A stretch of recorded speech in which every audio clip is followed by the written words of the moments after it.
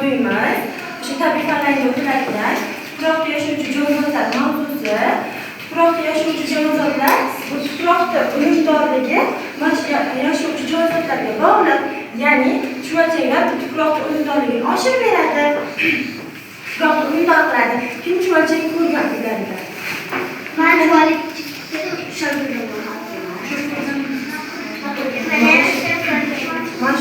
Chuvalchang o'sha yomg'ir yog'ganda qaranglar. Yomg'ir yog'ganda suvga chiqib qoladi. Ya'ni tuproqda qolib ketmaydi. Chunki bular terisi bilan nafas oladi-da. O'sha yomg'ir yog'ganda tuproq yomg'irni shimib oladi-ku, o'shaning uchun bular suv betiga chiqib oladi. Bu o'sha tuproqda yashovchi yer qazlar. Bu mana chuvalchanglar bilan oziqlanadi. Bu ana kun davomida juda ko'p harakat qiladi, juda ko'p narsa ovlaydi, o'zini oziqasini kun davomida ko'p ovlaydi. Bu oz-ozdan uxlab, ko'proq oziqa yig'ish uchun harakat qiladi. Toshbaqa tuproqda yashovchi toshbaqalar dengizda yashovchi toshbaqalarga bo'linadi. Tuproqda yashovchi toshbaqalar, shuni deydigan bo'lsak, dengizda yashovchi toshbaqalar buni misol keltirishimiz mumkin. Tuproqda yashovchi toshbaqalar orollarda, quruqlik joylarda yashaydi. Endi dengizda yashovchi toshbaqalar Tinch okeanida, subtropik joylarda yashaydi.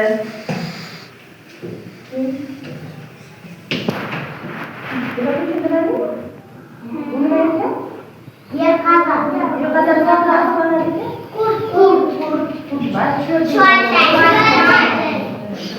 Endi tayanch ishlaring uchun bu maketlar yasab keldim. Bu nima ekan? Toshbaqa. Bu suvda yashovchi toshbaqalar. Bunisi-chi? Yer qazir. Bu-chi? Sifamat yer qazar. Bu mana chuvalchanglar bilan oziqlanadi. Bu-chi? Chumoli o'sha yerda o'sha yashaydi.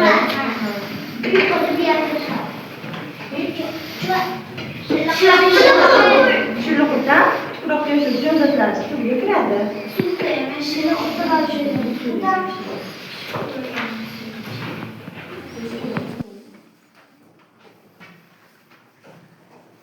Bu qaysi toshbaqa ekan? Bu dengizda yurish, yerda yurish.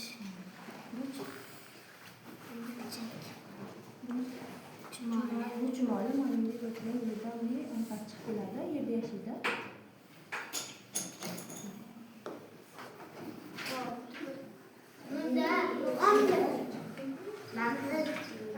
Ana bu tuproqda yashovchi toshbaqa ekan.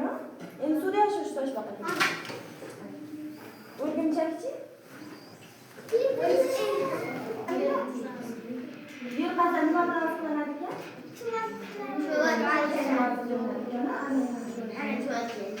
Chumoli. Chumoli o'sha yerda yashar.